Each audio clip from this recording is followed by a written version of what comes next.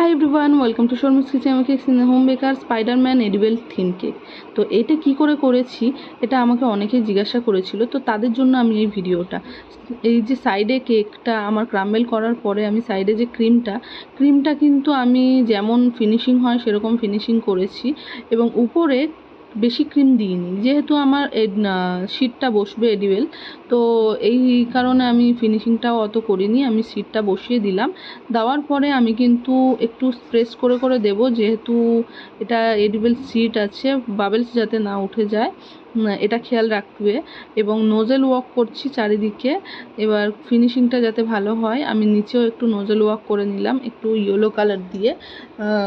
তা আমার কেকটা আমার ফিনিশিং হয়ে গেছে, একদম সিম্পল স্পাইডারম্যান থিম কেক আছে।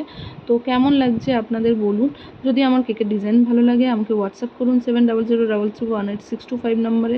আমাদের all Kolkata home delivery available আছে, এবং আমার ইউটিউব চ্যানেলটিকে লাইক, কমেন্ট এবং সাবস্ক্রাইব করতে ভুলবেন না। পাশে বেল আইকন ক্লিক করুন যাতে নোটিফিকেশনটা পেয়ে যান।